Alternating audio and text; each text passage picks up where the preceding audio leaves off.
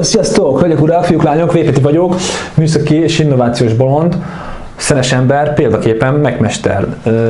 Most néhány percben a kompozitokról szeretnék, kompozitanyagokról néhány szót, így a karbon cuccok apropóján. Ugye a karbon cuccok azok kisebb témája, területe a kompozitanyagoknak. Ugye kompozitanyagok, társított anyagok, magyarul. Két fő anyagból állnak, az egyik a mátrix, a másik a szál, amit a mátrixot erősíti. Kétféle aspektusból közelíthetjük meg a kompozitokat szerintem, a fő aspektusból. Az egyik a szerkezeti anyag, erőátviteli szerkezet mondjuk, és a másik mondjuk egy design, dekorációs nézőpont. Én inkább a szerkezeti elem szempontjából fogom majd nézni a dolgokat. Mi lehet mondjuk egy kompozit? Például egy fecske nem csinál nyarat, viszont csinálhat fecskefészket. Egy fecskefészek szerintem a természetben megtalálható kompozit, ugye agyag és az azt megerősítő növényi szál. Az emberi innováció a következő egy hasonló téma, ugye agyag vagy vályog és az azt megerősítő ugyancsak növényi szál, mondjuk vályogfal. Most ugrunk pár ezer évet így történetben, és ott vagyunk, hogy vasbeton. A vasbeton is egy szálerősített kompozit. Ugye van a beton, és az azt megerősítő szál az a vas. Így általánosságban vas, egyéb dolgok is lehetnek benne, de a legelterjedtebb az a vas.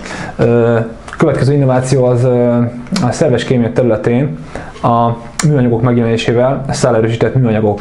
Ugye 1900-es évek eleje bakelit, és azt erősíthetjük textillel, papírral, és akkor textil bakelit vagy papír bakelitet kapunk. Ugye az elektronikipar használja leginkább ezt. A következő lépés, így a szerves kémia területén a két komponensű műgyanták, mint mátrix anyag.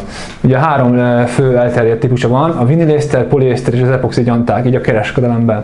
Ugye mivel erősíthetjük ezeket, mint erősítő anyag, szál, leginkább az üvegszállal, lehet kevlár is, egyébként az egy márkanév, tvaronként is ismert, és diolén, ez egy ilyen fekete, és grafit, karbon, szénszállal is.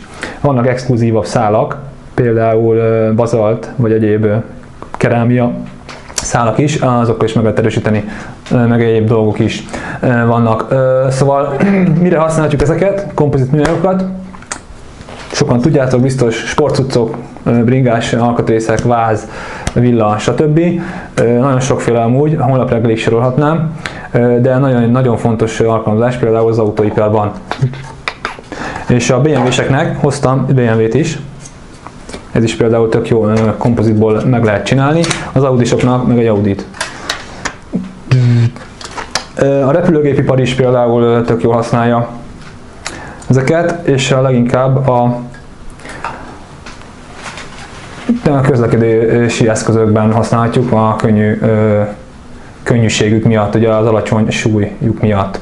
Következő, körülbelül ennyi lenne így általánosságban a kompozitokról, dióhéjban. A következő videót szeretném a fizikai tulajdonságokról csinálni, ugye a kompozitok és fémek összehasonlítása mondjuk, pro, kontra, előny, hátrány. És azután pedig leginkább gyakorlati videókat szeretnék, például kompozit cuccok javításával kapcsolatban, hogy is néz ki ez a gyakorlatban.